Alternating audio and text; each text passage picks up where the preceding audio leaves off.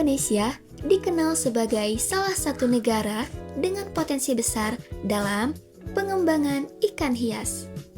Dan salah satu komoditas yang paling populer adalah ikan koi.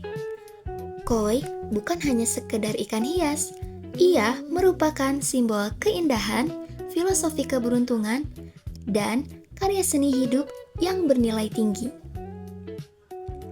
Dalam video ini, kami akan membahas bagaimana manajemen produksi dilakukan dalam agribisnis ikan koi. Mulai dari pemilihan indukan, pemijahan, pembesaran, manajemen pakan, pengelolaan kualitas air, proses grading, hingga strategi pemasaran. Semua tahapan ini menjadi faktor penting yang menentukan kualitas dan nilai jual ikan koi di pasaran. Halo Sobat Koi. Nah, kali ini kita sedang berada di Mizumi Koi. Buat kalian yang ingin tahu tentang budidaya ikan koi, jangan lupa tonton video ini sampai habis ya. See you.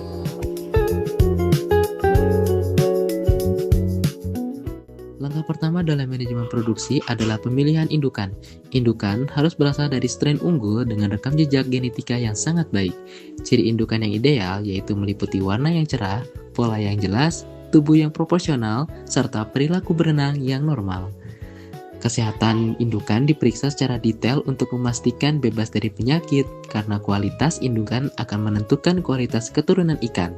Peternak koi profesional bahkan melakukan seleksi berlapis-lapis untuk memastikan hanya indukan terbaik yang digunakan dalam pemijahan. Setelah indukan terpilih, proses berlanjut pada pemijahan. Pemijahan biasanya dilakukan pada kolam khusus dengan kontrol lingkungan yang ketat. Suhu air dijaga pada kisaran ideal, yaitu 25-28 derajat Celcius. Sementara, oksigen terlarut harus mencukupi agar proses pembuahan berjalan optimal. Induk betina akan melepaskan telur yang kemudian dibuahi oleh induk jantan.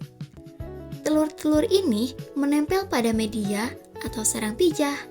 Dalam 24 hingga 48 jam, telur yang sehat akan menetas menjadi larva. Pada tahap ini, peternak perlu berhati-hati agar tidak terjadi stres pada indukan maupun telur.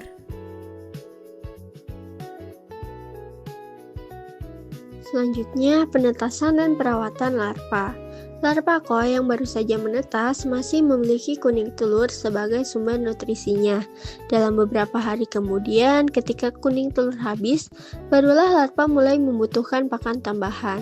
Kualitas air pada fase ini pun harus sangat stabil, seperti suhu, pH, kekeruhan, dan oksigen terlarut menjadi faktor yang sangat berpengaruh terhadap angka keberlangsungan hidup.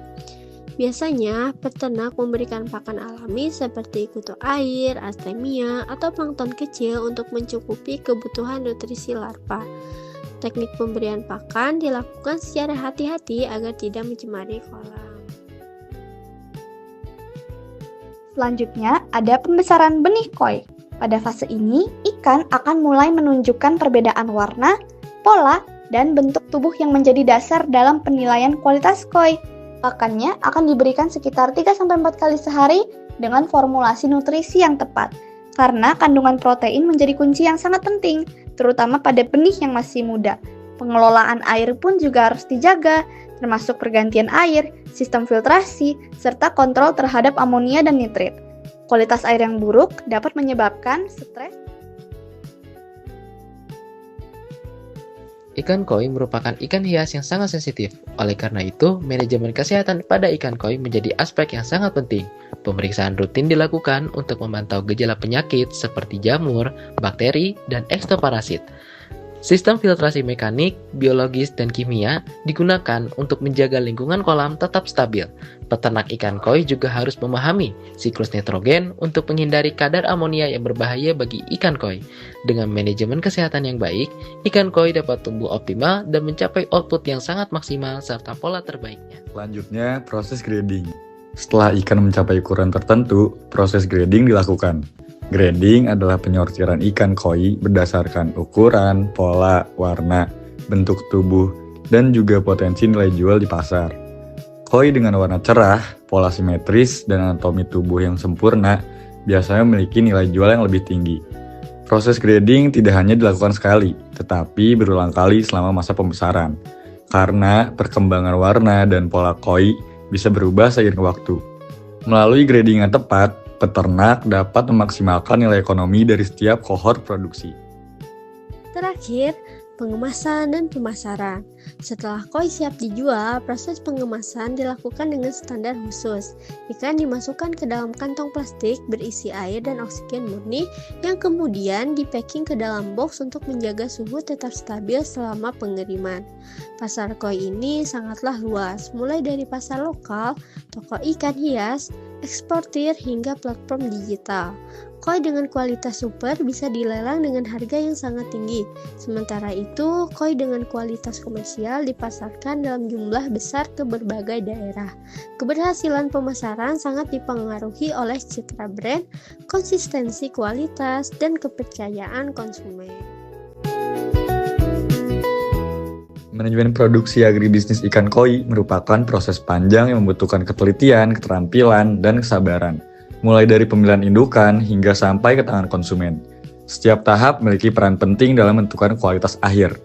Dengan pengelolaan yang baik, agribisnis ikan koi mampu memberikan peluang ekonomi yang besar sekaligus menjadi seni yang terus berkembang. Demikianlah proses lengkap manajemen produksi komunitas ikan koi. Semoga video ini dapat memberikan wawasan baru dan menjadi referensi dalam pengembangan usaha perikanan hias.